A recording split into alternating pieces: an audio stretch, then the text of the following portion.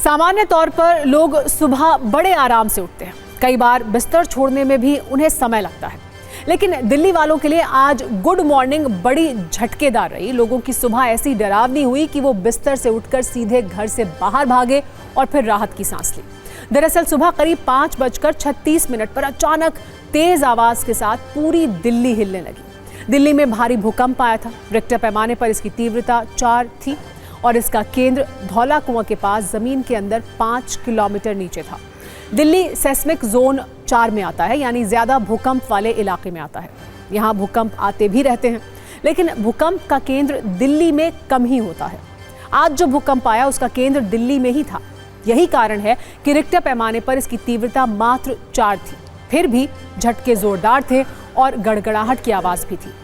इस जोरदार झटके के बीच राहत की बात यह थी कि नुकसान ज्यादा नहीं हुआ। कुछ जगहों पर पेड़ उखड़ गए, लोग डर गए, लेकिन सवाल यह है कि भूकंप का केंद्र दिल्ली में होने का मतलब क्या है।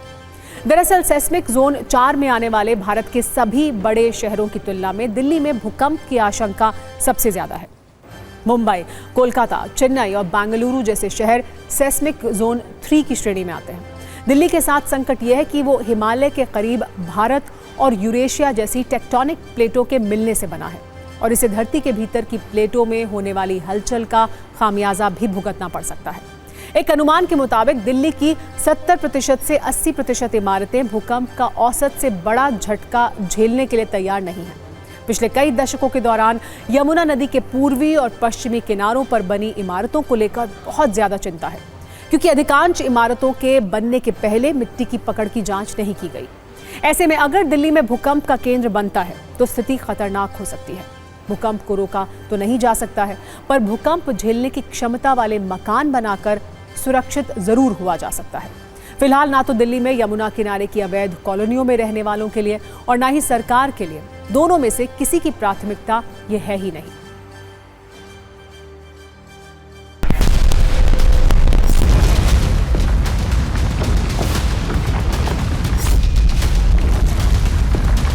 पंखा हिल रहा था, बेड भी ऐसे ऐसे हिल रहा था, बहुत ज्यादा। हम डर गए, उठ गए। मैं बच्चों को उठा दिया मैंने।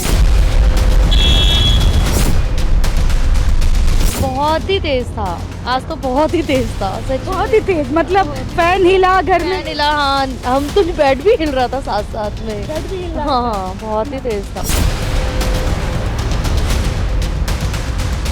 मैं उठ रही थी, मैंने ड्यूटी के लिए चले और एकदम ही मैं फिर वहीं के वहीं रुक गई।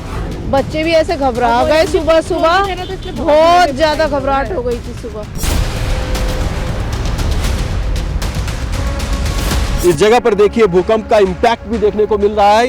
ये पेड़ जो कि कल तक यहाँ पर खड़ा था, ये गिरा है भूकंप के इम्पैक्ट की वजह से। देखिए जड़ से किस तरीके से उखड़ चुका है ये पेड़ और यहाँ पर गिरा है। ये ताजा जो इम्पैक्ट है भूकंप का, ये यहाँ पर देखने को मिल रहा है। तो जो एपी सेंटर की बात बताई जा रही थी वो यहाँ पर सही साबित हो रही है। मैं शेविंग कर रहा था उस टाइम पे।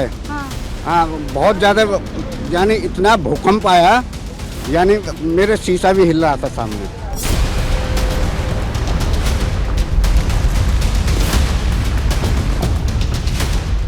ज्यादा ही तेज था, पंखा भी हिल रहा था, नीचे हिल रहे, हम तो बाहर निकल गए थे हम लोग। ये अर्थक्वेक जो है आपका 4 पॉइंट जो अर्थक्वेक हुआ है वो धौला कुआं में हुआ है, जो आपका जो झील पार्क है, और 2007 में 4.6 मैग्नीट्यूड का अर्थक्वेक वहाँ पर हुआ था। तो इसलिए ये बहुत से अर्थक्वेक, 420 अर्थक्वेक 1990 से उस जोन में हो रहा है और इसलिए इसे कोई नई, इसमें कोई घबराने का नहीं है। ये सेस्मोजेनिक जोन है। वहाँ प्लेट कोलिजन जो है वो हिमालयन के बेल्ट में यहाँ से 300 से 400 किलोमीटर दूर है। कोई जो वोल्केनिज्म नहीं है, कोई प्लेट सबडक्शन नहीं है, प्लेट कोलिजन नहीं है। इन सिटू मटेरियल हेट्रोजेनिटी से हुआ, जैसे कि सब सरफेस जहाँ पर रॉक मटेरियल है उसमें कोई वीक हेट्रोजेनिटी, जैसे कि पानी हुआ या फ्लूइड हुआ, उसे यदि करके कोरोड करता है तो रॉक वीक होकर टूट जाता है। तो ये टूटना लाजमी था। 4 पर टूट गया तो अच्छा है, क्योंकि 4.6 तक टूटा है वो रीजन। तो आज 4 पर टूटा है, थोड़ा सैलो था 5 किलोमीटर, इसलिए परसेप्टेबल शेकिंग था।